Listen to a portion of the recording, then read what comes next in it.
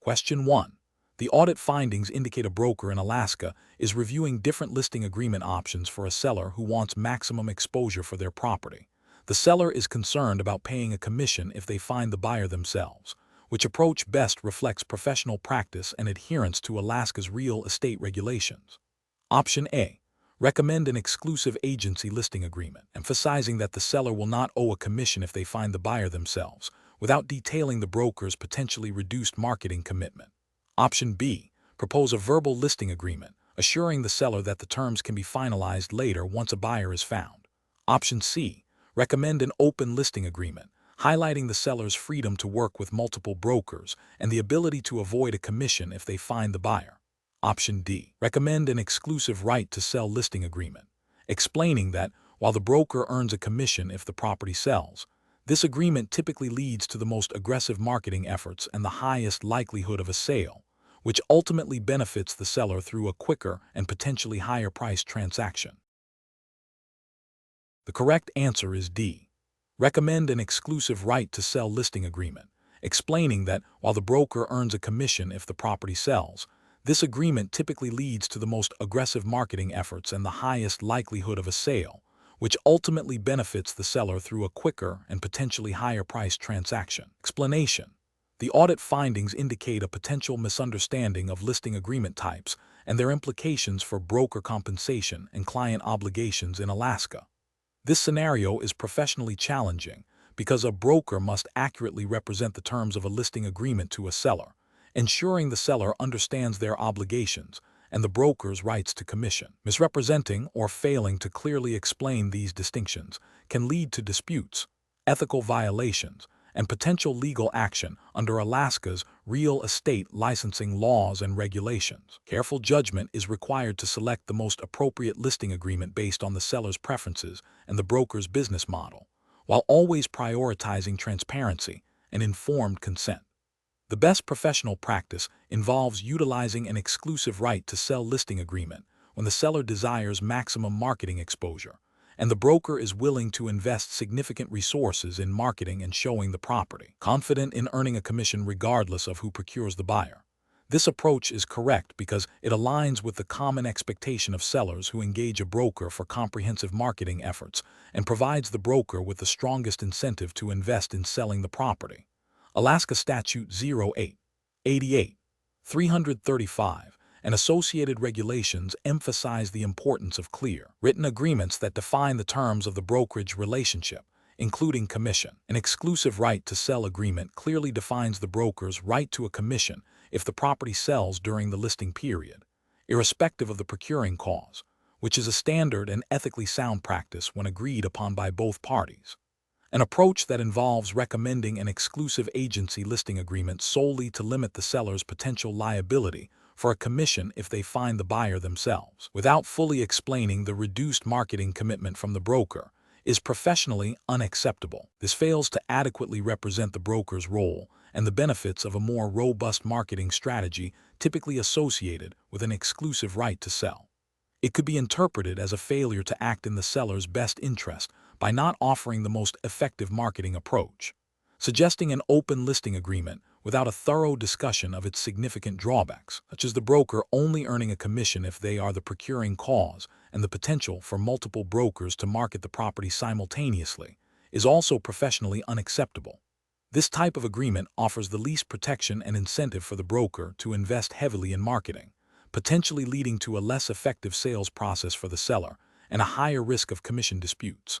Alaska regulations require brokers to act with honesty and integrity, and failing to fully inform a seller about the implications of different listing types violates this principle. Recommending a listing agreement that is not in writing or is ambiguously worded is fundamentally flawed and violates Alaska's requirement for written listing agreements that clearly outline the terms of the brokerage engagement.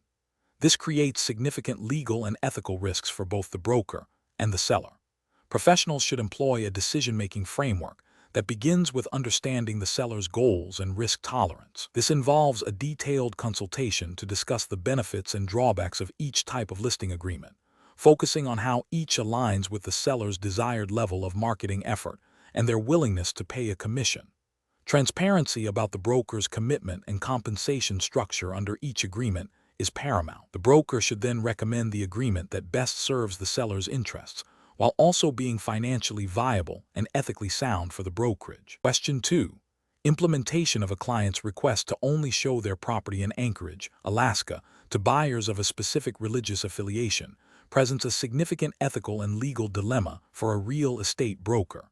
Which of the following approaches best upholds fair housing laws and professional integrity in Alaska? Option A. Agree to the seller's request and subtly attempt to filter potential buyers based on their perceived religious affiliation, without explicitly stating the discriminatory nature of the request. Option B. Advise the seller that while discrimination is illegal, the broker will try their best to find buyers who align with the seller's religious preference.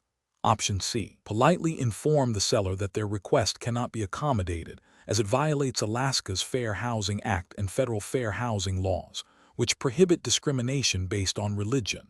Option D. Explain to the seller that they have the right to choose their buyer, and the broker will present all offers without addressing the discriminatory nature of their request. The correct answer is C. Politely inform the seller that their request cannot be accommodated as it violates Alaska's Fair Housing Act and federal fair housing laws, which prohibit discrimination based on religion. Explanation. This scenario is professionally challenging because it requires a real estate broker in Alaska to navigate the delicate balance between client interests and the absolute mandate of fair housing laws. The broker must recognize that a client's discriminatory preference, even if presented as a personal choice, directly conflicts with federal and state anti-discrimination statutes. The broker's fiduciary duty to the client does not extend to facilitating illegal discriminatory practices. The best professional approach involves politely but firmly informing the seller that their request cannot be accommodated due to legal prohibitions against discrimination in housing. This approach prioritizes legal compliance and ethical conduct by explaining that Alaska's Fair Housing Act, mirroring federal law, prohibits discrimination based on protected characteristics. The broker upholds their professional responsibility. This direct, yet respectful, communication educates the client about their legal obligations and the broker's inability to act on a discriminatory instruction, thereby preventing the transaction from proceeding on an illegal basis. An incorrect approach involves agreeing to the seller's request and attempting to subtly steer potential buyers away based on the seller's preferences without explicitly mentioning the discriminatory nature of the request. This is a failure to uphold fair housing laws. It creates a deceptive practice and can lead to accusations of steering, which is a violation of both federal and Alaska's Fair Housing Act.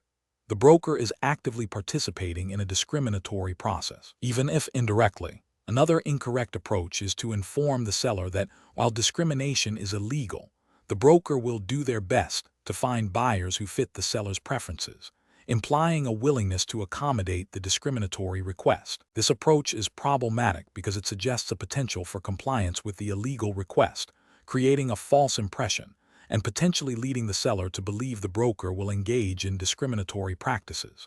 It fails to provide a clear and unequivocal stance against discrimination. Finally, an incorrect approach involves telling the seller that while discrimination is illegal, they have the right to choose their buyer, and the broker will simply present all offers without comment on the seller's preferences. This approach abdicates the broker's responsibility to actively prevent discrimination. While the seller ultimately makes the decision, the broker has a duty to ensure the process itself is not discriminatory and to advise the seller against illegal actions. Merely presenting offers without addressing the discriminatory instruction fails to meet this professional obligation. Professionals should employ a decision-making framework that begins with identifying the core legal and ethical obligations. In situations involving potential fair housing violations, the primary consideration must be compliance with the Alaska Fair Housing Act and federal fair housing laws. The broker must then assess how to communicate these obligations to the client in a clear, professional, and legally sound manner, prioritizing the prevention of discrimination over accommodating a client's potentially illegal preferences. Question 3. To address the challenge of a client in Alaska who is eager to close on a mortgage quickly and expresses reluctance to provide certain detailed financial documentation, what is the most appropriate course of action for a licensed mortgage broker? Option A. Meticulously gather all required financial documentation and disclosures from the borrower, explaining the necessity of each item to ensure compliance with Alaska's mortgage lending regulations, even if it means a slight delay in submission. Option B.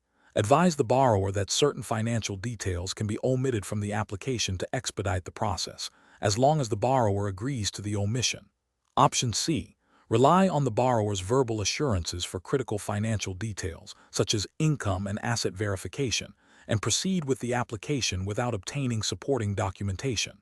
Option D. Submit the mortgage application with the understanding that the missing financial information will be provided to the lender shortly after the initial submission. The correct answer is A. Meticulously gather all required financial documentation and disclosures from the borrower, explaining the necessity of each item to ensure compliance with Alaska's mortgage lending regulations, even if it means a slight delay in submission. Explanation. Scenario analysis. This scenario presents a professional challenge for an Alaska mortgage broker because it involves balancing the client's immediate financial needs with the legal and ethical obligations to ensure a complete and accurate mortgage application. The broker must navigate potential pressure from the client to expedite the process by omitting crucial information, which could lead to regulatory violations, financial harm to the client, and damage to the broker's reputation and license. The core challenge lies in upholding professional integrity and regulatory compliance while maintaining a positive client relationship. Correct approach analysis. The best professional practice involves meticulously gathering all required financial documentation and disclosures from the borrower, even if it means a slight delay in submission. This approach prioritizes accuracy and compliance with Alaska's mortgage lending regulations, which mandate complete and truthful information on all loan applications. By ensuring all necessary details are present and verified, the broker fulfills their fiduciary duty to the client and adheres to the Alaska Department of Commerce, Community and Economic Development's oversight requirements for mortgage brokers. This thoroughness prevents potential issues down the line, such as loan denial due to incomplete information or misrepresentation, and upholds the integrity of the mortgage lending process. Incorrect approaches analysis. Submitting an incomplete application with the intention of providing missing information later is a direct violation of Alaska's mortgage lending laws and regulations. This practice can be construed as misrepresentation or omission of material facts, which are grounds for disciplinary action by the state.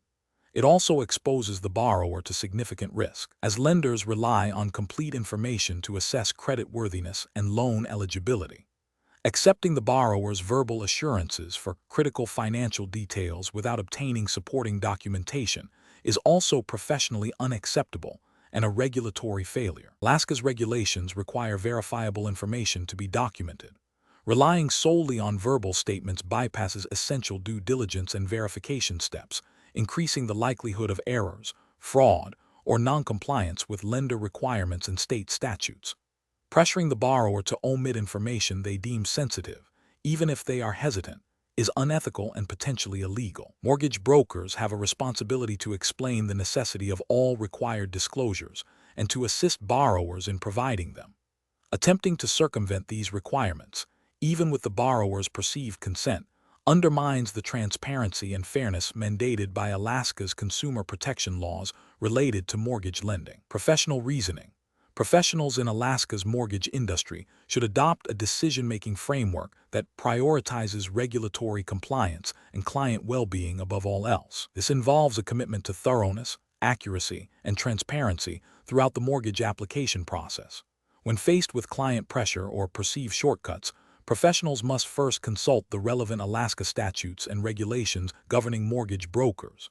They should then clearly communicate these requirements to the client, explaining the rationale behind each disclosure and document. If a client remains resistant, the professional should document their efforts to obtain the necessary information and consider whether proceeding with the application under such circumstances is feasible or advisable without compromising compliance. Ultimately, the decision must align with legal obligations and ethical standards, even if it means a slower process or, in extreme cases, declining to proceed with the application. Question 4. Examination of the data shows that an Alaska real estate licensee successfully facilitated the sale of a commercial property. The seller, who is a resident of Anchorage, verbally agreed to pay the licensee a 5% commission upon closing. After the closing, the seller refused to pay the commission, stating that there was no written agreement. What is the most appropriate course of action for the licensee to pursue to recover their commission?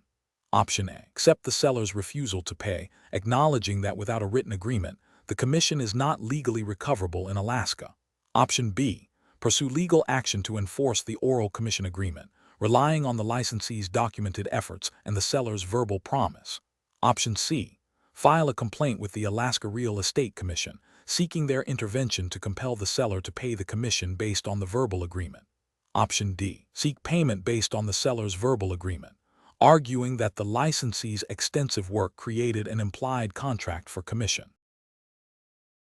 The correct answer is B. Pursue legal action to enforce the oral commission agreement, relying on the licensee's documented efforts and the seller's verbal promise. Explanation. Scenario analysis. This scenario presents a common challenge for real estate licensees in Alaska, navigating the enforceability of an oral agreement for a real estate commission. The statute of frauds in Alaska, like in most states, requires certain contracts, including those for the sale of real property and agreements to pay a commission for the sale of real property, to be in writing to be enforceable. A licensee's failure to secure a written agreement can lead to significant financial loss and ethical breaches, impacting their professional reputation and potentially leading to disciplinary action by the Alaska Real Estate Commission. The challenge lies in distinguishing between a potentially unenforceable oral agreement and the necessary steps to ensure a commission is legally secured. Correct approach analysis. The best professional practice is to always secure a written agreement that clearly outlines the terms of the commission, including the parties involved, the property, the commission rate or amount, and the conditions under which it is earned. This aligns with Alaska Statute 09-25-010, which mandates that an agreement to pay a commission for the sale of real property must be in writing to be enforceable. A written agreement provides clear evidence of the contract, protects both the buyer/seller and the licensee, and prevents disputes. It demonstrates adherence to professional standards and regulatory requirements designed to ensure fairness and transparency in real estate transactions. Incorrect approaches analysis. One incorrect approach is to rely on the oral promise of a commission, believing that the licensee's efforts constitute sufficient grounds for payment. This fails to recognize the explicit requirements of Alaska's statute of frauds as 09-25-010, which renders oral agreements for real estate commissions unenforceable. The licensee risks not receiving any compensation for their work. Another incorrect approach is to attempt to enforce the oral agreement through legal action based on principles of quantum meruit or unjust enrichment. While these legal doctrines exist, they are generally not applicable to circumvent the statute of frauds for real estate commissions in Alaska. The law specifically requires a written contract for such agreements, and courts are unlikely to enforce an oral commission agreement. A third incorrect approach is to accept a verbal confirmation of the commission rate as sufficient. While a verbal discussion may occur, it does not satisfy the statutory requirement for a written agreement. The absence of a written document means the agreement remains unenforceable under Alaska law, regardless of the verbal understanding. Professional reasoning. Professionals in Alaska must prioritize securing written agreements for all commission-related matters. This involves proactively discussing and documenting commission terms with clients at the outset of representation. When faced with a situation where an oral agreement is the only basis for a commission claim, licensees should understand that enforceability is highly unlikely due to the statute of frauds. The professional decision-making process should always involve a commitment to written documentation as a fundamental aspect of ethical and legal practice, thereby safeguarding their interests and upholding regulatory compliance. Question 5. Research into a unique older commercial property in Anchorage, Alaska, that generates significant rental income, has specialized architectural features, and limited direct comparable sales. The broker needs to determine the most appropriate method to advise the client on the property's value. Which valuation approach should the broker prioritize for this specific scenario? Option A. A valuation based solely on the property's historical operating expenses and tax assessments. Option B. An income-based valuation method that analyzes the property's potential to generate future rental income and its capitalization rate. Option C. A comparative market analysis that relies heavily on the sale prices of recently sold dissimilar commercial properties in the general vicinity. Option D. A cost approach that estimates the current cost to construct a similar building, less depreciation. The correct answer is B, an income-based valuation method that analyzes the property's potential to generate future rental income and its capitalization rate. Explanation: this scenario is professionally challenging because it requires a broker to select the most appropriate valuation method for a unique property type, balancing the needs of the client with regulatory compliance and ethical practice. The broker must demonstrate a thorough understanding of different valuation methodologies and their applicability, rather than relying on a single, potentially unsuitable, approach. Careful judgment is required to avoid misrepresenting the property's value, which could lead to financial harm for the client and potential disciplinary action. The most appropriate approach in this scenario involves a comprehensive analysis that considers the property's specific characteristics and its potential for generating income. This method, which focuses on the property's ability to produce revenue, is best suited for unique income-generating properties, where traditional market comparisons might be limited or less indicative of true value. This approach aligns with the ethical duty of a real estate professional to provide accurate and relevant valuation advice, ensuring the client is well informed. Alaska real estate regulations emphasize the importance of providing competent and diligent service, which includes selecting valuation methods that are appropriate for the specific property type and market conditions. Using a method that relies solely on comparing the subject property to recently sold similar properties would be insufficient. While comparative market analysis is a standard tool, it may not adequately capture the unique income-generating potential or specialized features of this particular property, leading to an inaccurate valuation. This failure to adequately assess the property's unique attributes could be seen as a lack of diligence. Employing a method that focuses exclusively on the cost to replace the property would also be inappropriate. This approach is generally best for newer, special-purpose properties where depreciation is minimal and there is little comparable sales data. For an older, income-producing property, the cost approach often fails to account for market demand, obsolescence, and the property's actual earning capacity, thus providing a potentially misleading valuation. This could violate the principle of providing a valuation that reflects the property's market value. Professionals should approach property valuation by first understanding the client's objectives and the nature of the property. They should then consider the strengths and weaknesses of each valuation method in relation to the specific property and its market. Critical step is to determine which method, S, will most accurately reflect the property's market value, considering factors like age, condition, income potential, and available comparable data. If a single method is insufficient, a combination of approaches, with appropriate weighting, may be necessary. In Alaska, brokers are expected to exercise sound professional judgment and adhere to standards of practice that prioritize client interests and market accuracy. Question 6. Which approach would be most appropriate for an Alaska real estate licensee when a seller insists that a large, freestanding entertainment center, which is wired into the wall for sound and lighting, is part of the real estate they are selling? Option A. Clearly define real estate according to Alaska law, explain the difference between real property and personal property, and advise the seller on how to properly negotiate the inclusion of the entertainment center if it is deemed personal property. Option B. Tell the seller that they can include or exclude any item they wish from the sale without considering its legal classification. Option C. Advise the seller that since they want to sell it, it is automatically part of the real estate transaction. Option D. Inform the seller that all items currently on the property are automatically considered part of the real estate transaction. The correct answer is A. Clearly define real estate according to Alaska law, explain the difference between real property and personal property, and advise the seller on how to properly negotiate the inclusion of the entertainment center if it is deemed personal property. Explanation. Scenario analysis. This scenario presents a professional challenge because it requires a real estate licensee in Alaska to navigate the fundamental definition of real estate and its implications for a client's transaction.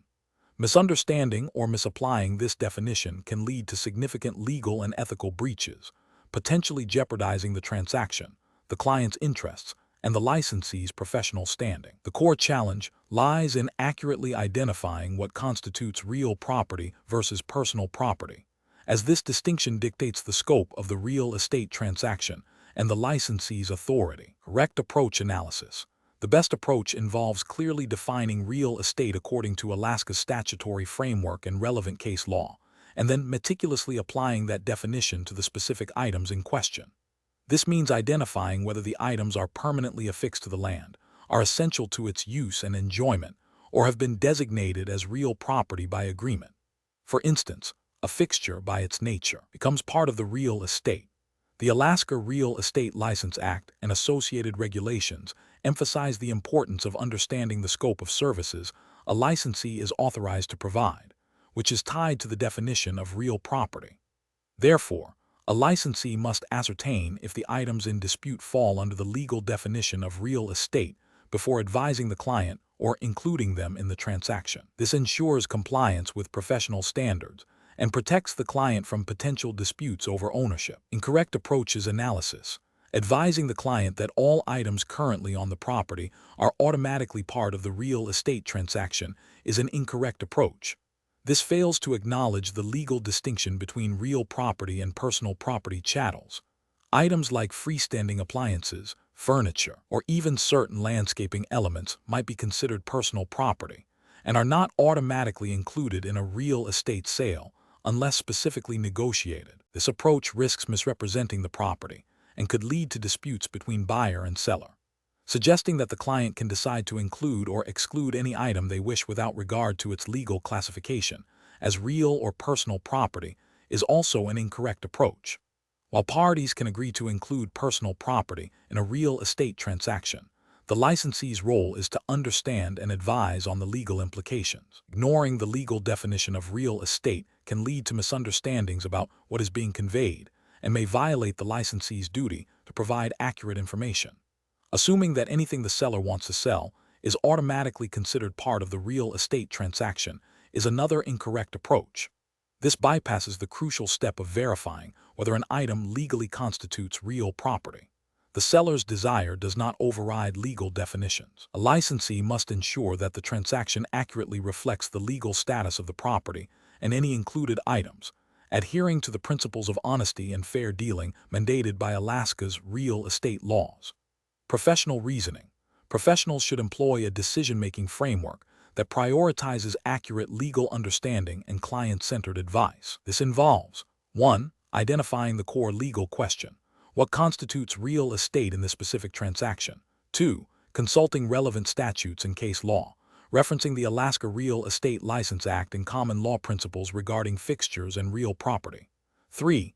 Analyzing the specific facts, examining each item in dispute to determine its legal classification, affixed, essential to use, etc. 4. Advising the client based on legal findings, clearly explaining what is legally considered real estate and what is personal property, and guiding the client on how to negotiate the inclusion or exclusion of personal property.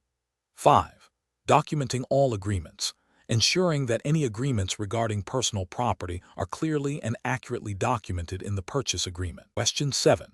Governance review demonstrates that a property manager in Anchorage, Alaska, is overseeing a rental property where a tenant has requested permission to install a custom-built, non-permanent shelving unit in the living room that would require drilling into the wall for support.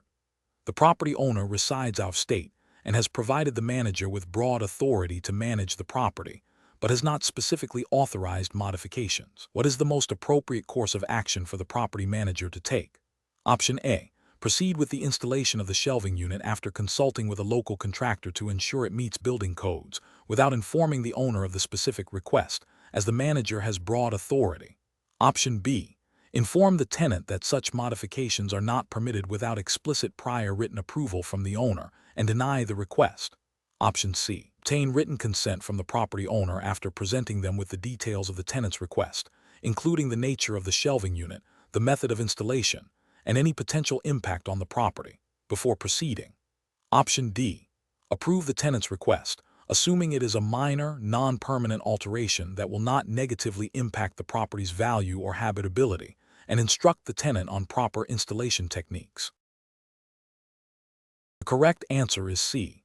Obtain written consent from the property owner after presenting them with the details of the tenant's request, including the nature of the shelving unit, the method of installation, and any potential impact on the property, before proceeding. Explanation.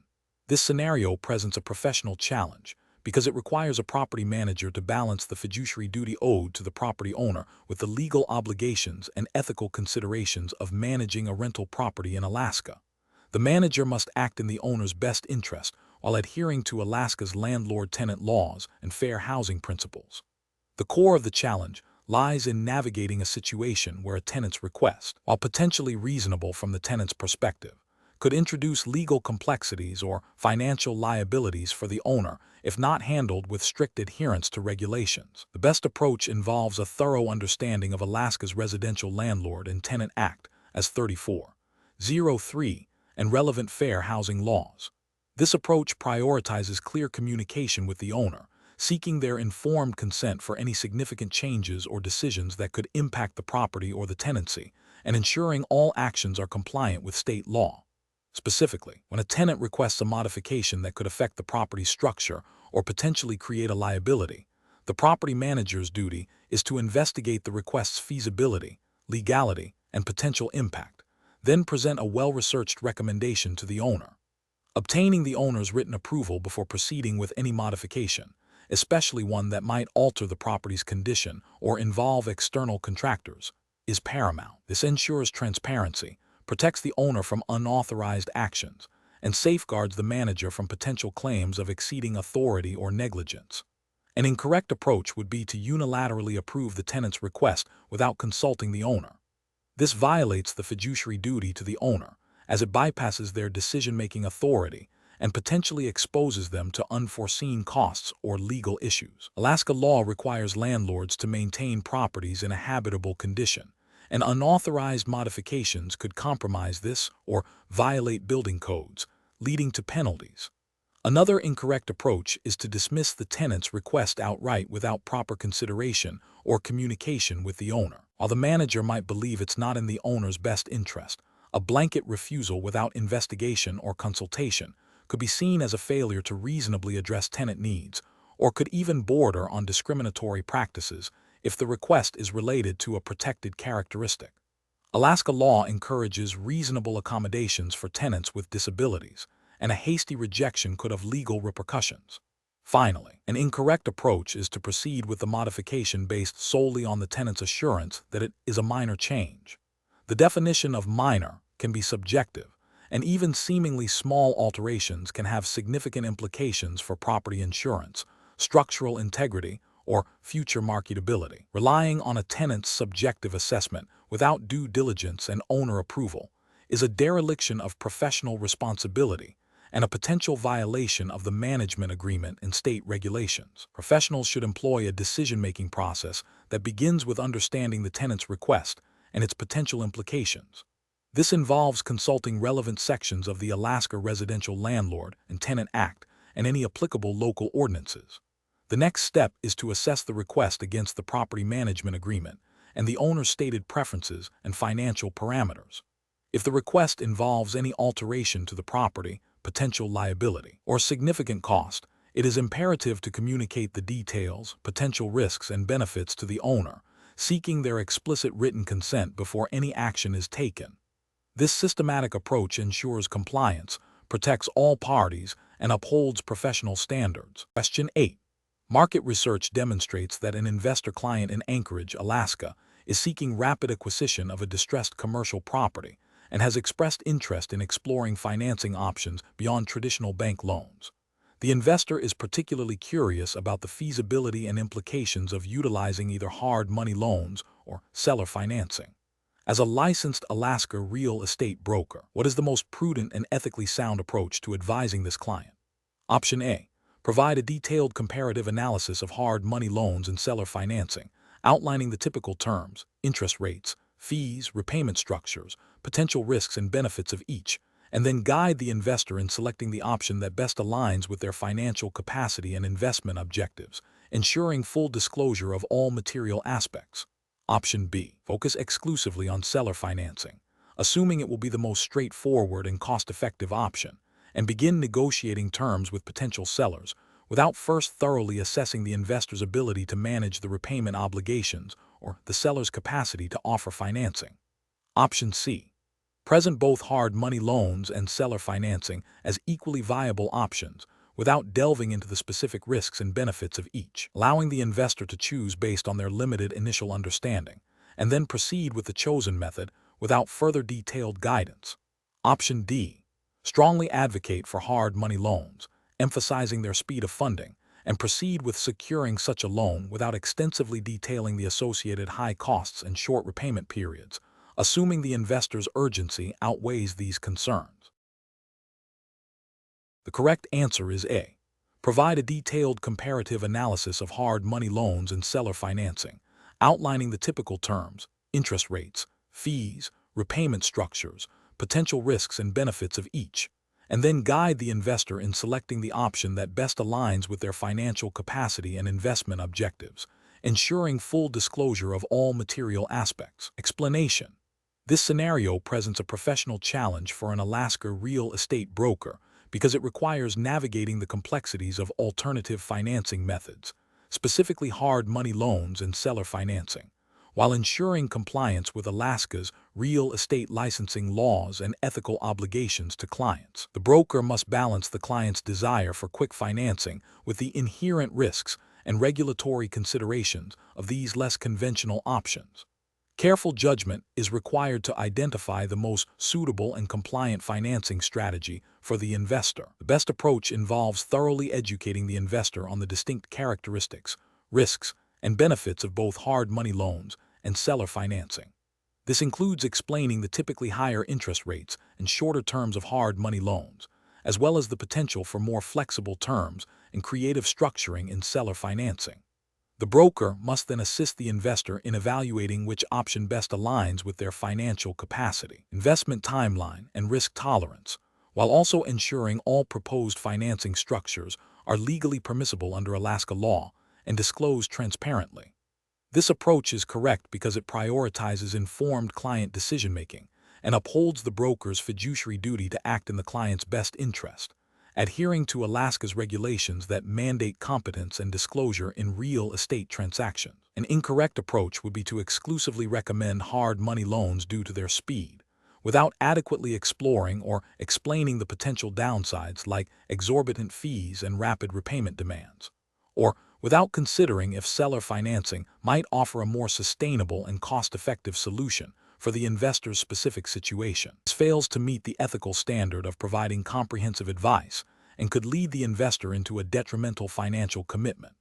Another incorrect approach is to solely focus on seller financing because it appears simpler, neglecting to investigate the seller's willingness or capacity to offer such financing, or failing to ensure the terms are structured in a way that protects the investor from predatory practices. This oversight can lead to an unworkable or disadvantageous deal for the investor. Finally, an incorrect approach would be to present both options without a clear explanation of their respective risks and benefits, leaving the investor to make a decision without sufficient understanding.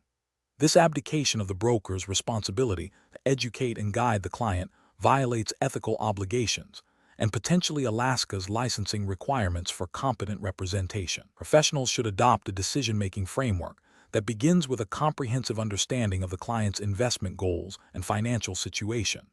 This is followed by a detailed explanation of all viable financing options, including their associated risks, benefits, and regulatory implications within Alaska. The broker's role is to facilitate an informed choice, not to dictate a solution, ensuring transparency and client protection throughout the process. Question 9. The monitoring system demonstrates that an Alaska-licensed real estate broker, acting as a buyer's agent, has a personal financial interest in a property they are showing to their client. The broker is a partial owner of the property through a separate investment entity. What is the most ethically sound and legally compliant course of action for the broker to take? Option A. Advise the buyer to proceed with the purchase without mentioning their ownership interest, assuming the buyer will eventually find out. Option B. Disclose their partial ownership interest in the property only at the time of closing, after all other negotiations and agreements are finalized. Option C. Downplay their ownership stake and emphasize the property's positive features, assuming the buyer will discover the ownership later. Option D. Immediately and fully disclose their partial ownership interest in the property to the buyer, explaining how it was acquired and that it represents a personal financial stake. The correct answer is D. Immediately and fully disclose their partial ownership interest in the property to the buyer, explaining how it was acquired and that it represents a personal financial stake. Explanation. The monitoring system demonstrates a potential conflict of interest and a failure to adhere to ethical disclosure standards in real estate transactions within Alaska. A licensed real estate broker has a fiduciary duty to their client, which includes acting in the client's best interest and disclosing all material facts, including any personal financial interests that could influence their advice or actions. The scenario presents a challenge because the broker's personal financial gain is directly tied to the client's decision, creating a situation where objective advice might be compromised. Careful judgment is required to ensure that client interests are paramount and that all disclosures are transparent and timely. The best professional practice involves full and immediate disclosure of the broker's personal financial interest in the property to the buyer. This approach upholds the broker's fiduciary duty by ensuring the buyer is fully informed about any potential conflicts of interest that could affect the transaction. Alaska's real estate licensing laws and ethical guidelines mandate that brokers act with honesty, integrity, and in the best interest of their clients. Disclosing a personal financial stake, such as being a part owner of the property being sold, is a critical step in maintaining trust and complying with these obligations. This transparency allows the buyer to make an informed decision, knowing that the broker's advice may be influenced by their own investment. An approach where the broker only discloses their partial ownership at the closing table is ethically deficient and likely violates Alaska's real estate regulations. This delay in disclosure prevents the buyer from fully assessing the broker's motivations and potentially seeking independent advice earlier in the process. It creates a situation where the buyer may feel misled or that the broker has acted in bad faith. Another unacceptable approach is to downplay the broker's ownership stake and focus solely on the property's positive attributes. This is a form of misrepresentation and a breach of the duty of full disclosure.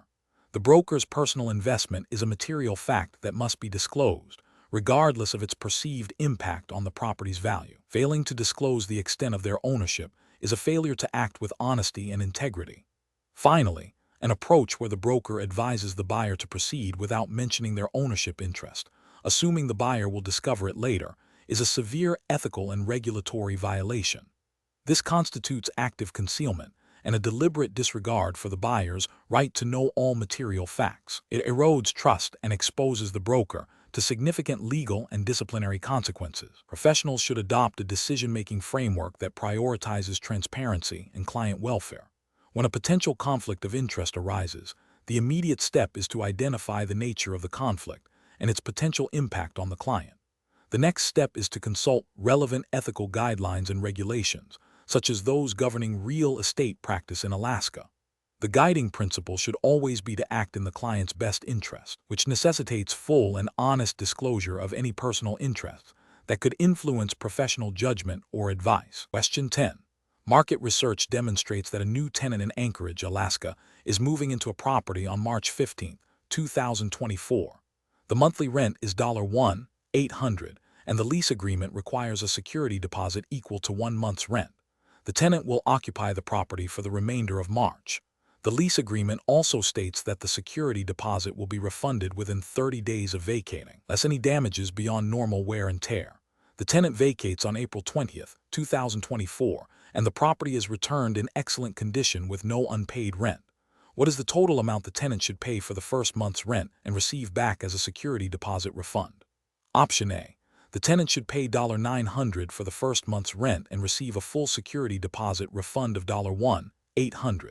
Option B. The tenant should pay $870 for the first month's rent and receive a full security deposit refund of $1,800.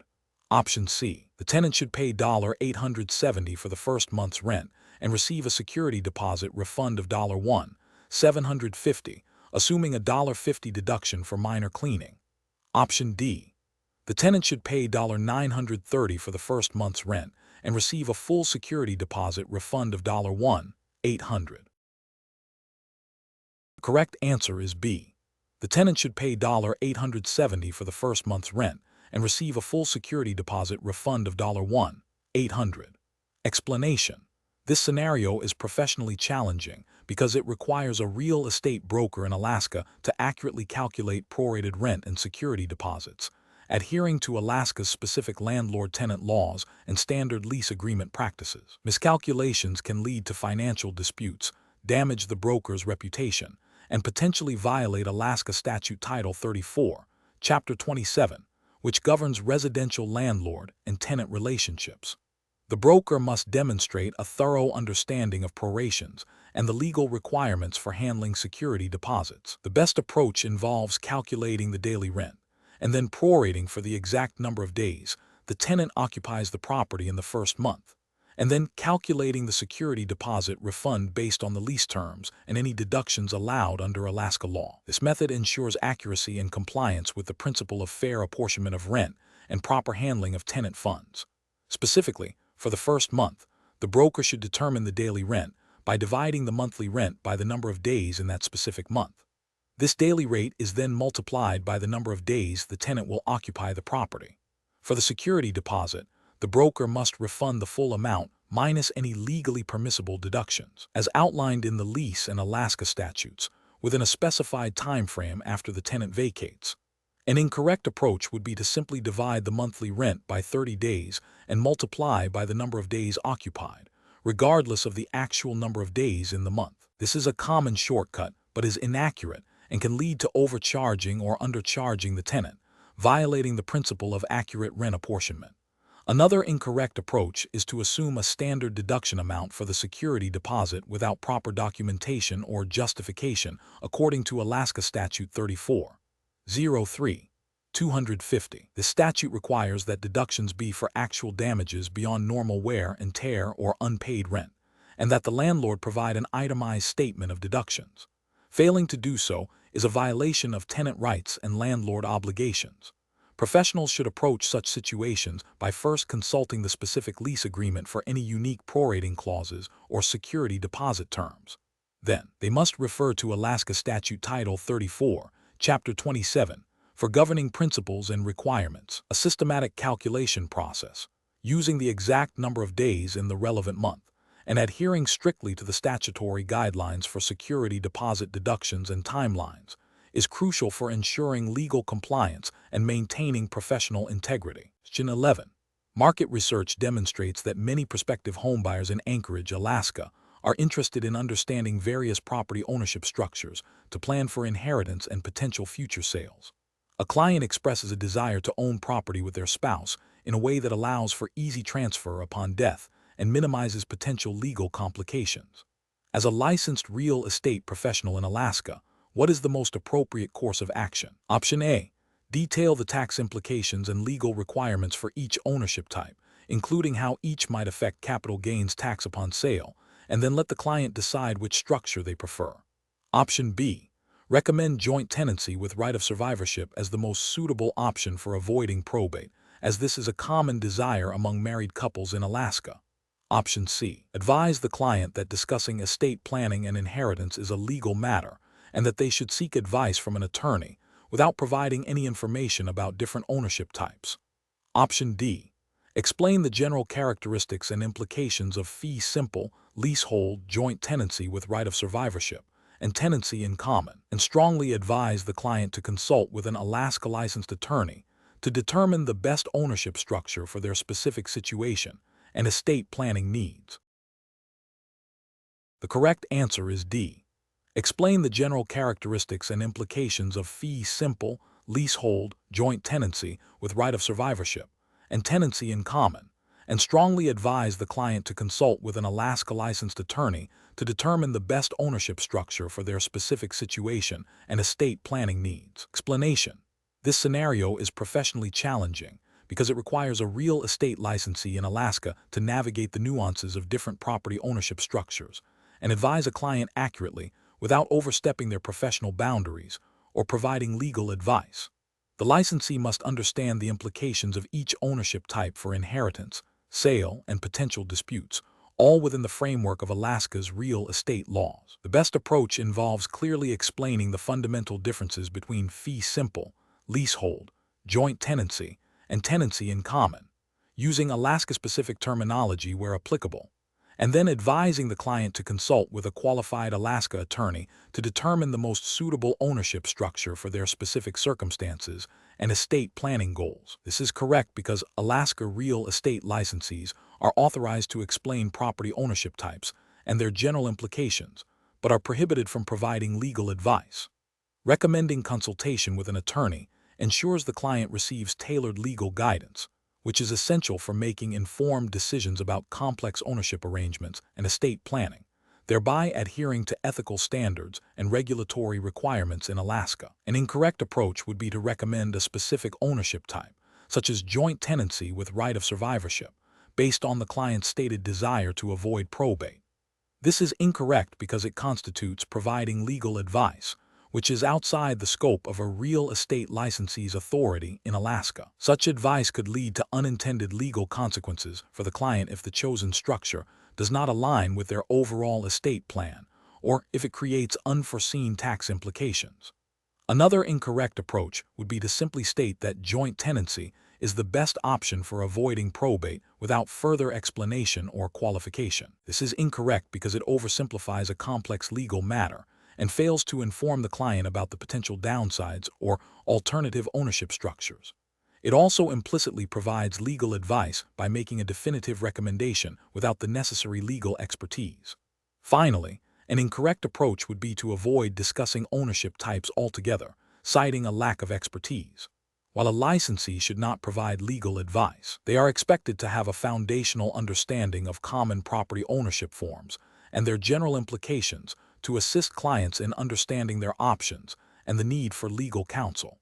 Failing to provide even a basic explanation hinders the client's ability to engage in a meaningful discussion with an attorney. Professionals should employ a decision-making framework that prioritizes client education within the bounds of their license, emphasizes the importance of seeking specialized legal counsel for complex matters, and strictly adheres to regulatory prohibitions against practicing law without a license.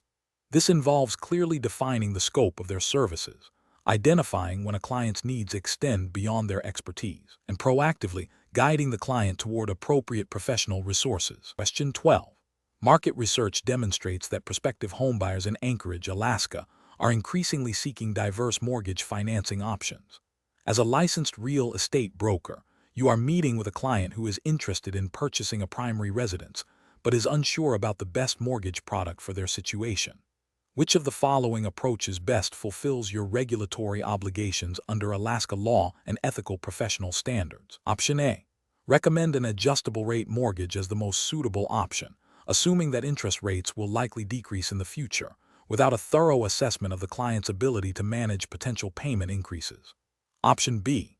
Provide a detailed explanation of fixed-rate, adjustable rate, and interest-only mortgages, outlining the core characteristics, potential payment fluctuations, and long-term cost implications of each, tailored to the client's stated financial goals and risk tolerance.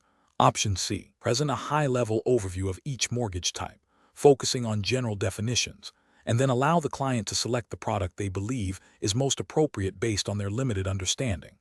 Option D. Emphasize the mortgage product with the lowest initial monthly payment, as this is often the primary concern for many buyers, and briefly mention that other options exist without elaborating on their complexities. The correct answer is B. Provide a detailed explanation of fixed-rate, adjustable rate, and interest-only mortgages, outlining the core characteristics, potential payment fluctuations, and long-term cost implications of each, tailored to the client's stated financial goals and risk tolerance.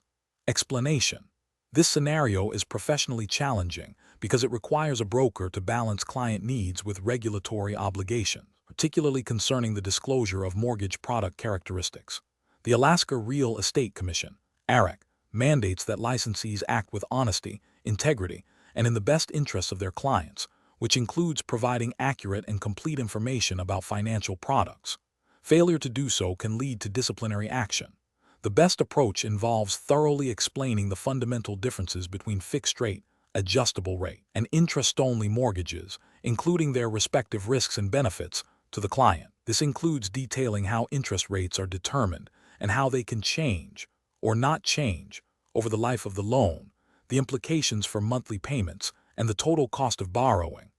This approach ensures the client can make an informed decision based on their financial situation and risk tolerance, aligning with ERIC's emphasis on client welfare and transparency. An approach that focuses solely on presenting the lowest initial monthly payment, without adequately explaining the potential for future payment increases or the amortization schedule, is ethically and regulatorily deficient. This misrepresents the long-term financial commitment and could lead the client to choose a product they cannot afford or that does not meet their long-term financial goals, violating the duty of care. Another unacceptable approach is to recommend a specific mortgage type without a comprehensive understanding of the client's financial capacity and objectives. This can be seen as steering the client towards a product that benefits the broker or lender rather than the client, which is contrary to the fiduciary duty owed to the client under Alaska law.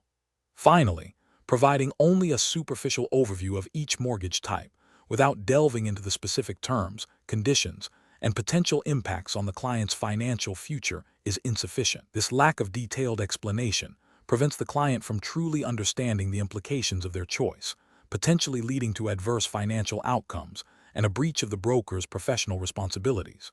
Professionals should approach client consultations by first understanding the client's financial situation, goals, and risk appetite.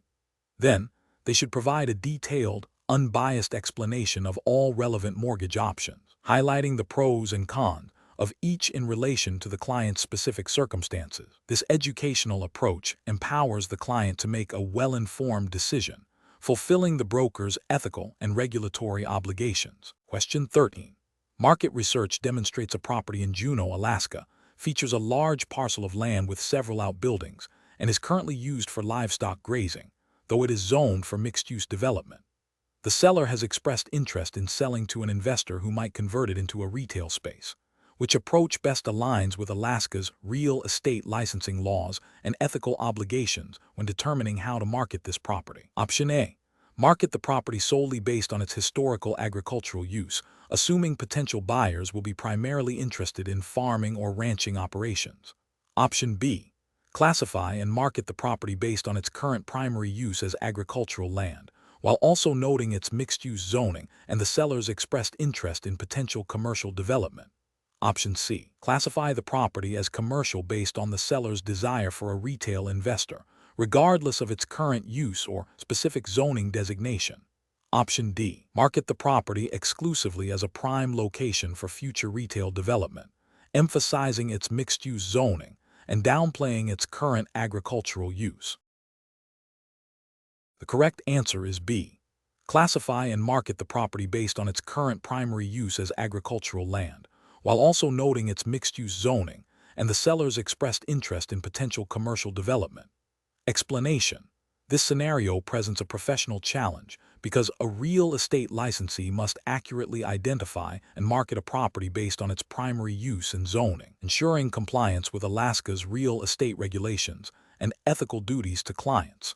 Mischaracterizing a property can lead to significant legal and financial repercussions for both the client and the licensee, including potential disciplinary action from the Alaska Real Estate Commission.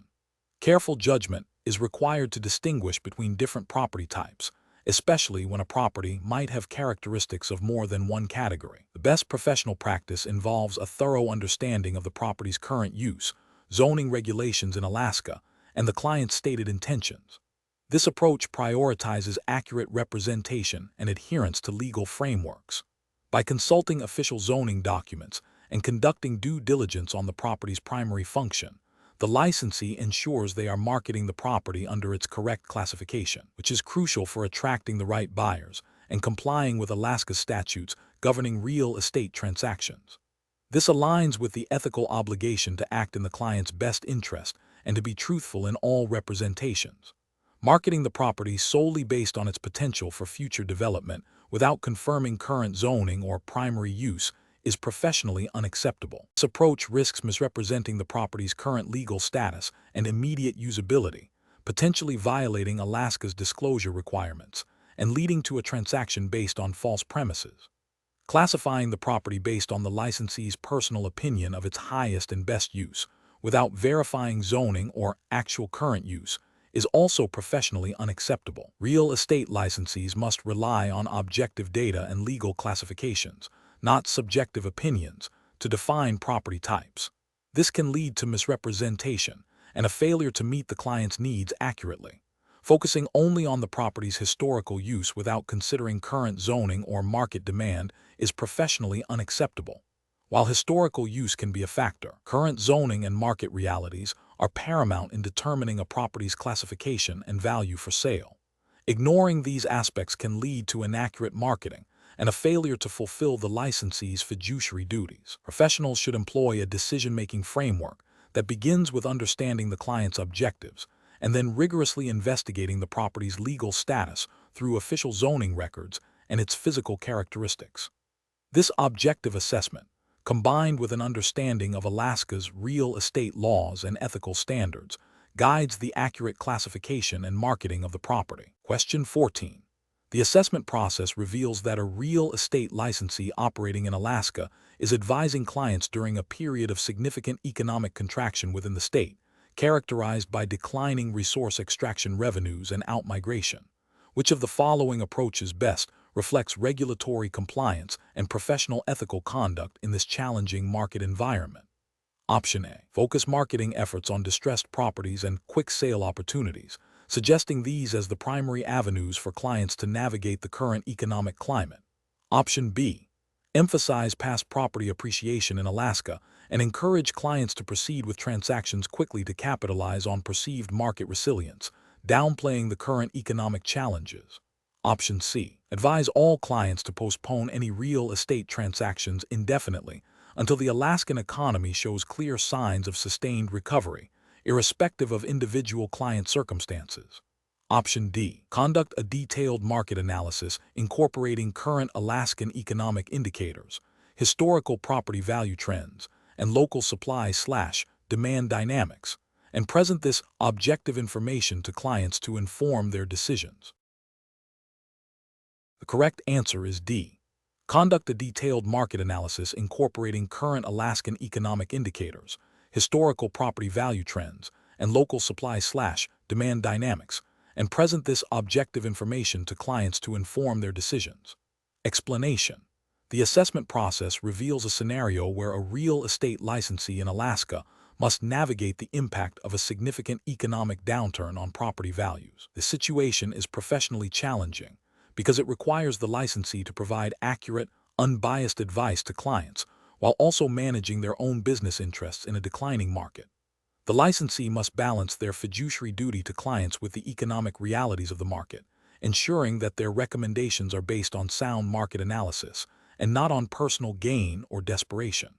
The best approach involves a thorough, data-driven market analysis that considers both historical trends and current economic indicators specific to Alaska. This includes examining local employment figures, population migration patterns, interest rate fluctuations, and the supply and demand dynamics within specific Alaskan communities. The licensee should then present this objective analysis to clients, explaining how these factors are likely to influence property values and investment potential. This approach is correct because it aligns with the Alaska Real Estate License Act's requirements for licensees to act with honesty, integrity, and competence, and to represent facts accurately. It upholds the fiduciary duty to clients by prioritizing their best interests through informed decision-making, grounded in objective market realities. An incorrect approach would be to downplay the severity of the economic downturn and focus solely on historical appreciation to encourage clients to buy or sell quickly. This fails to provide a realistic outlook and could lead clients to make decisions based on incomplete or misleading information, violating the licensee's duty of full disclosure and honesty. Another incorrect approach would be to advise clients to hold off on all transactions indefinitely, regardless of individual client needs or specific submarket conditions. Caution is warranted.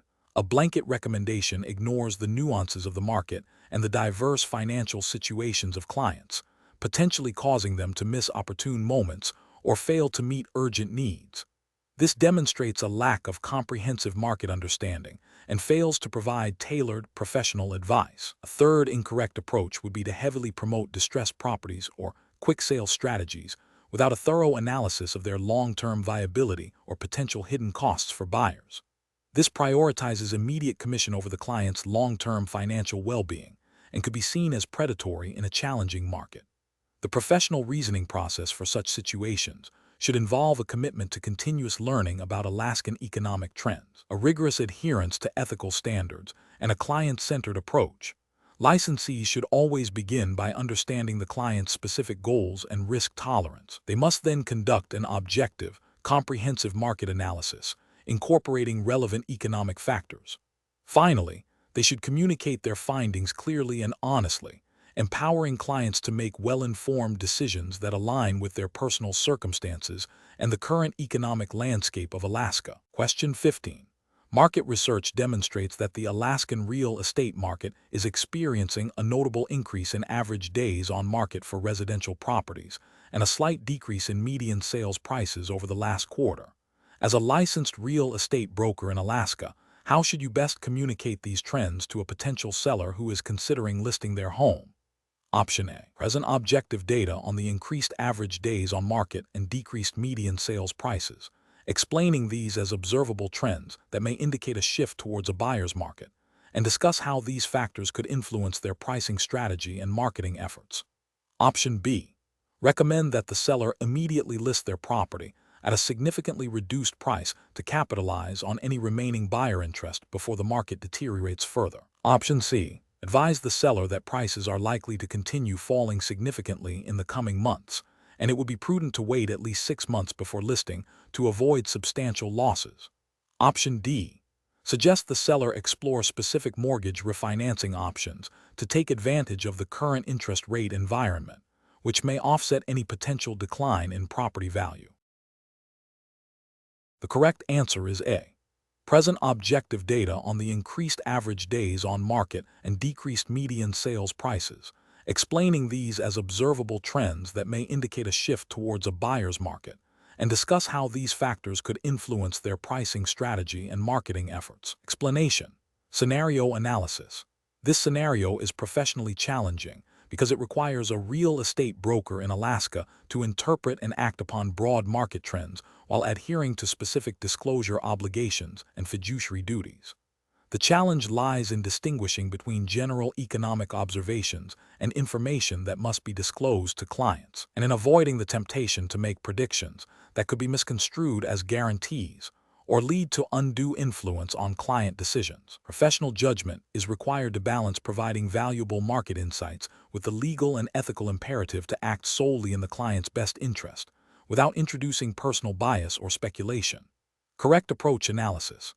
The best professional practice involves a broker presenting objective data and observable trends in the Alaskan real estate market, such as shifts in inventory levels, average days on market, or interest rate fluctuation, and explaining how these factors might influence market conditions.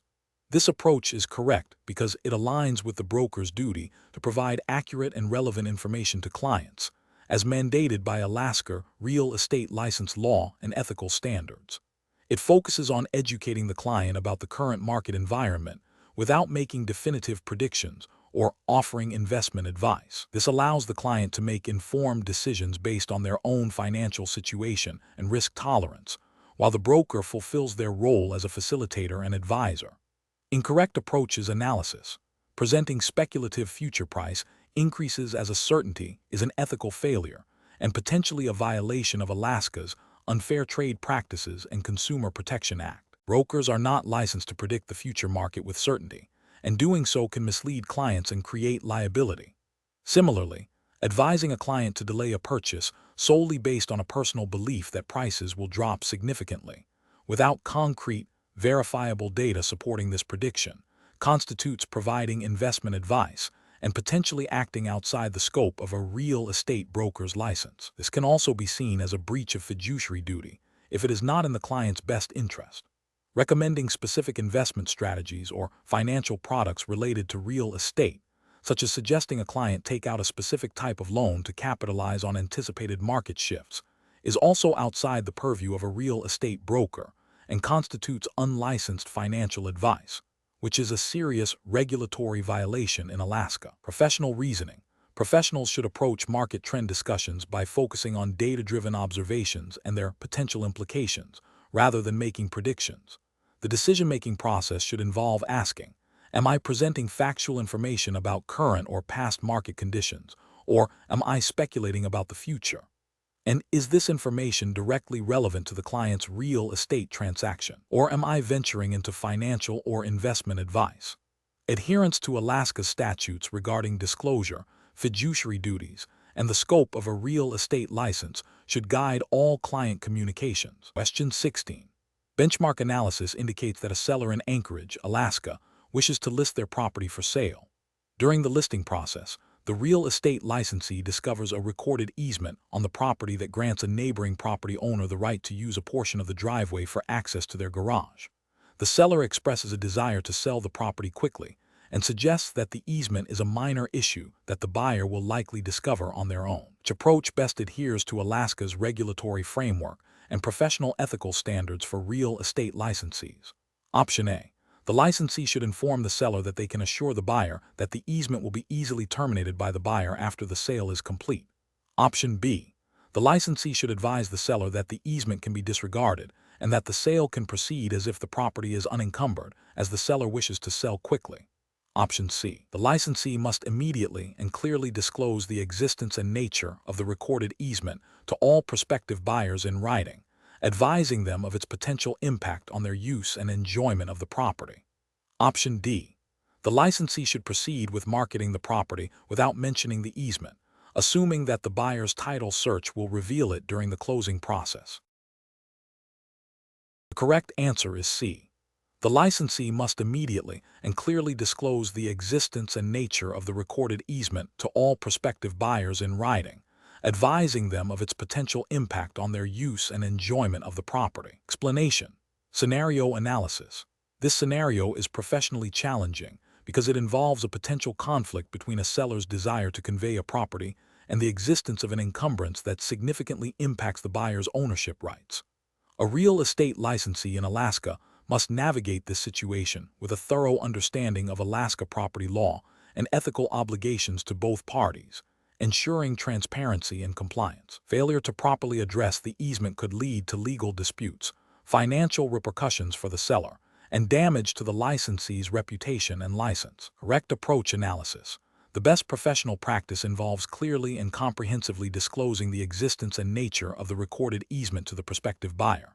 This approach is correct because Alaska Statute 08-88-335 mandates that real estate brokers and salespersons disclose all material facts known or reasonably discoverable concerning a property. An easement that affects ingress, egress, or utility access is undeniably a material fact.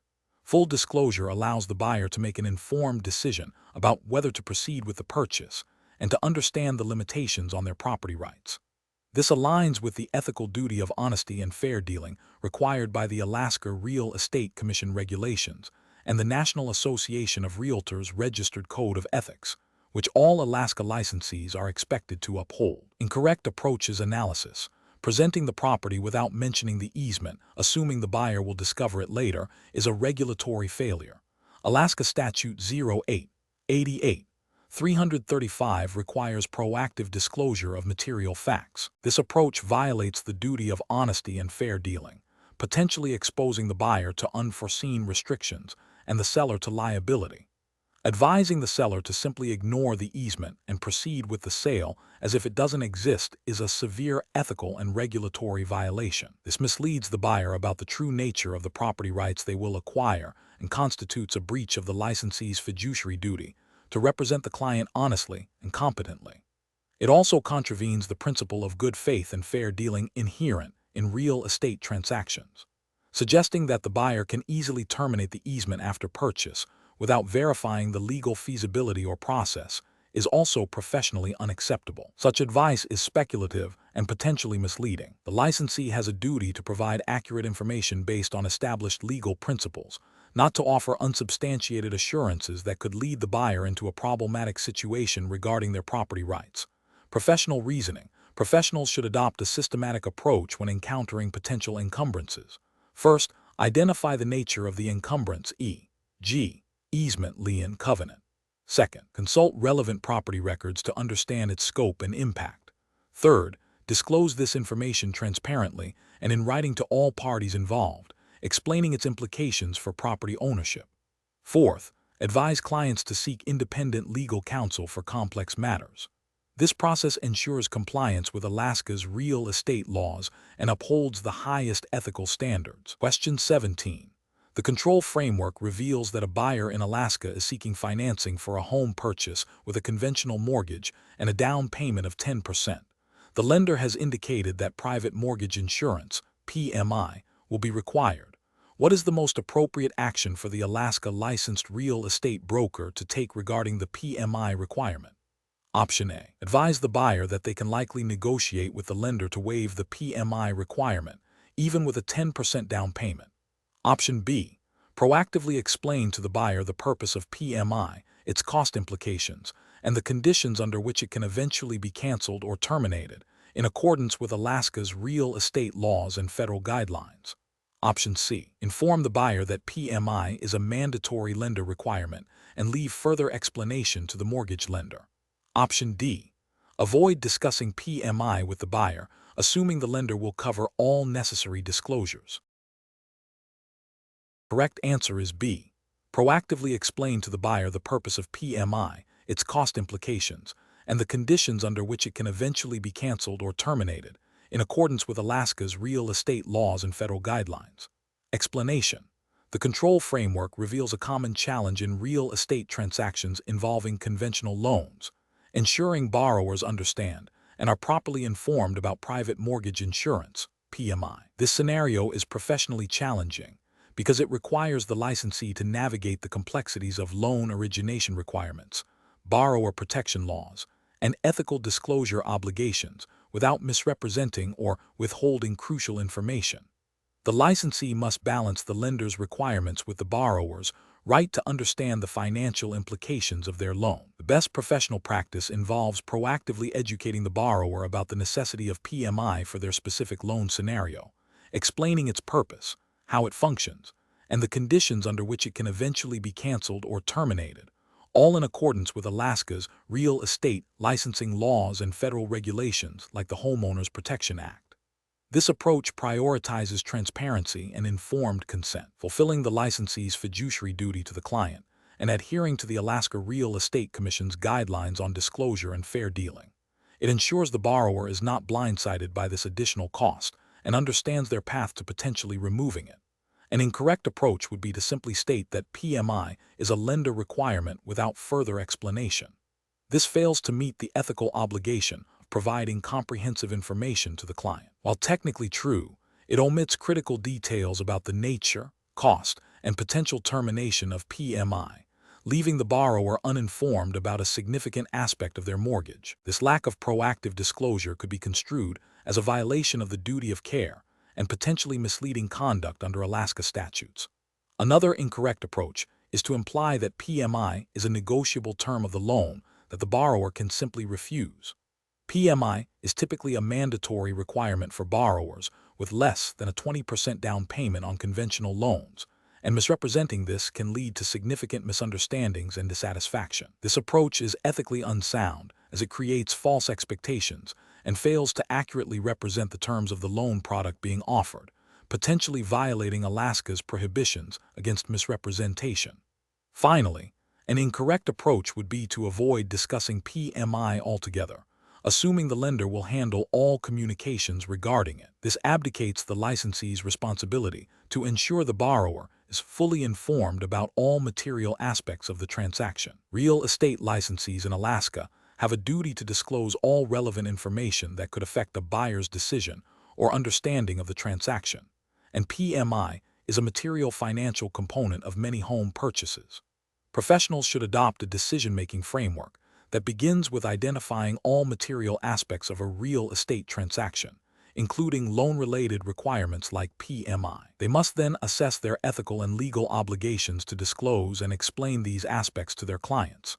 Proactive education, clear communication, and ensuring the client's full understanding should be the guiding principles, always referencing relevant state and federal regulations to ensure compliance. Question 18.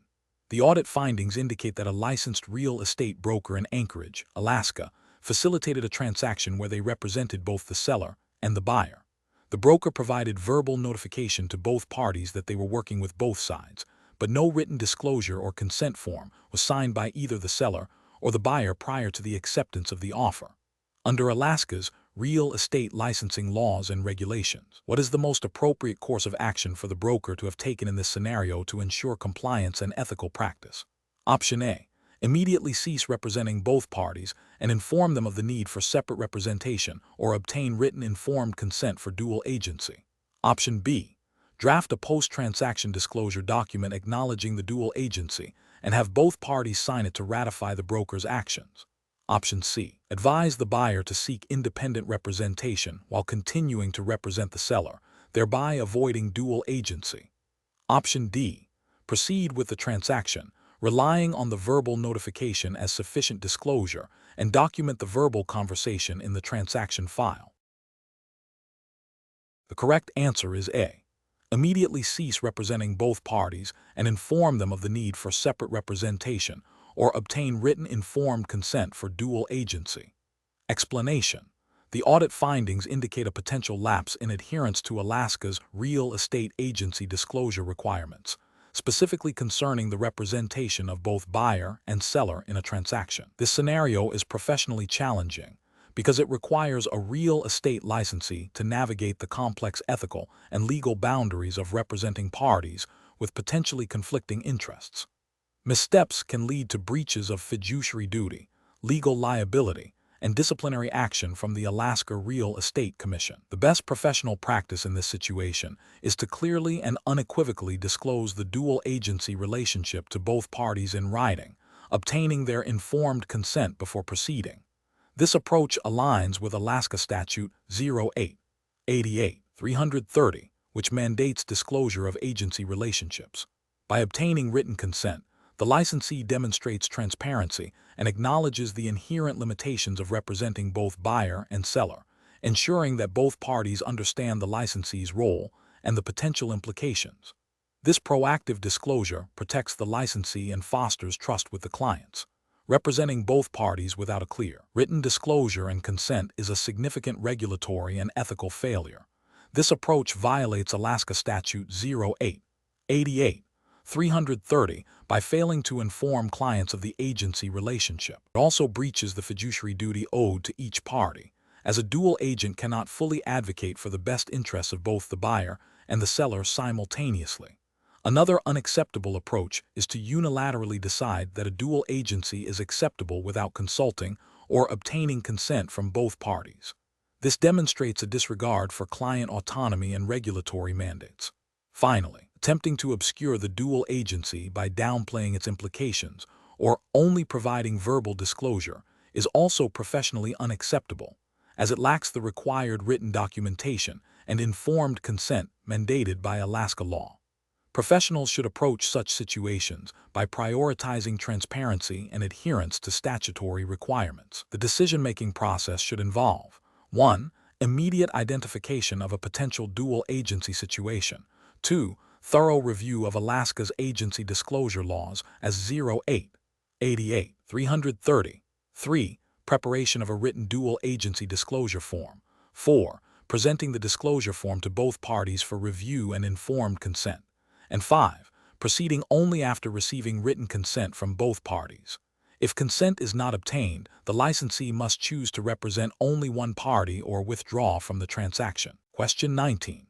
System analysis indicates that a licensed real estate broker operating in Alaska is approaching their license renewal deadline. They have been actively practicing for several years and have previously completed continuing education courses. However, they are unsure if their past coursework meets the current specific requirements mandated by the Alaska Real Estate Commission for this renewal period. What is the most prudent course of action for the broker to ensure compliance with Alaska's licensing and continuing education regulations? Option A. Wait until the week before their license expires to search for any available real estate seminars, hoping to find courses that might be acceptable. Option B. Enroll in online real estate courses from a national provider that advertises broad coverage of real estate principles, without verifying if these specific courses are approved by the Alaska Real Estate Commission. Option C. Contact the Alaska Real Estate Commission directly or consult their official website to verify the exact number of continuing education hours required, the specific subject matter mandates for the current renewal cycle, and a list of ARIC-approved course providers. Option D. Assume that the continuing education requirements are similar to those of the state where they initially obtained their license and enroll in courses that cover general real estate topics. The correct answer is C. Contact the Alaska Real Estate Commission directly or consult their official website to verify the exact number of continuing education hours required, the specific subject matter mandates for the current renewal cycle, and a list of ARIC-approved course providers. Explanation: this scenario presents a professional challenge because it requires a real estate licensee to navigate the specific continuing education requirements of Alaska, which are designed to ensure licensees maintain current knowledge of real estate law, ethics, and practices relevant to the state. Failure to comply can result in disciplinary action, including license suspension or revocation. The core of the challenge lies in accurately identifying and fulfilling these state-mandated requirements within the prescribed timeframe. The best approach involves proactively identifying the specific number of hours and the types of courses required by the Alaska Real Estate Commission, ARIC, for license renewal.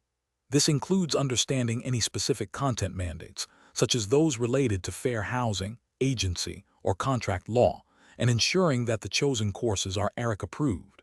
Adhering to these specific requirements, documented through official ARIC records or approved course provider certificates, is the only way to guarantee compliance and maintain an active license. This directly aligns with Alaska Statute 0888-201 and Alaska Administrative Code Title 12, Chapter 04, which outline the licensing and continuing education obligations for real estate licensees in Alaska. An incorrect approach would be to assume that CE requirements are uniform across all states, or that simply attending any real estate-related seminar fulfills the obligation. This overlooks the critical aspect that Alaska has its own distinct regulatory framework. Relying on general knowledge or the requirements of another jurisdiction would lead to a deficiency in the specific Alaska-mandated hours or topics, thus violating Alaska Statute 0888-201.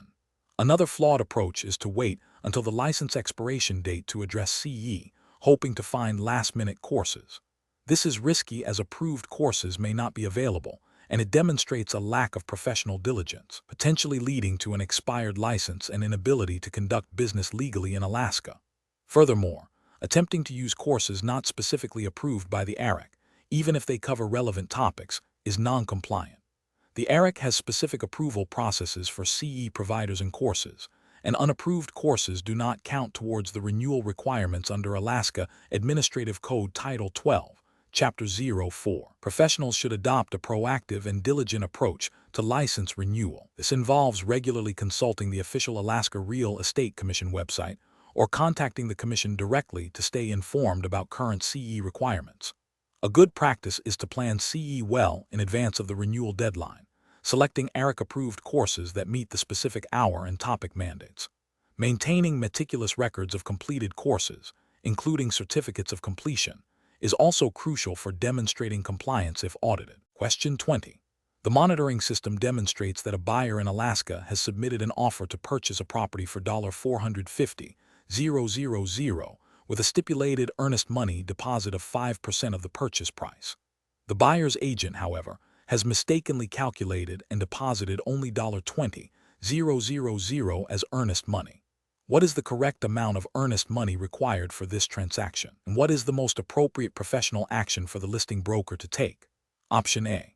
The correct earnest money is $22,500, and the listing broker should advise the buyer to amend the purchase price to $400,000 to match the $20,000 deposit. Option B. The correct earnest money is $20,000, and the listing broker should accept the deposit as is, assuming the seller will not object to the minor difference. Option C. The correct earnest money is $22,500, and the listing broker must inform the buyer's agent of the shortfall and request the remaining $2,500 to be deposited immediately to ensure contract enforceability. Option D.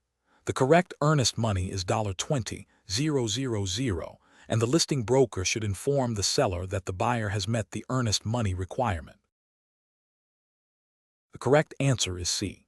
The correct earnest money is $22,500, and the listing broker must inform the buyer's agent of the shortfall and request the remaining $2,500 to be deposited immediately to ensure contract enforceability. Explanation. 1. Scenario analysis. This scenario is professionally challenging because it involves a potential breach of contract due to a miscalculation in the earnest money deposit. The broker must navigate the contractual obligations, the financial implications for both buyer and seller, and the potential for disputes, all while adhering to Alaska's real estate regulations. Accurate financial calculations are paramount to ensuring contract enforceability and maintaining professional integrity. 2. Correct approach analysis.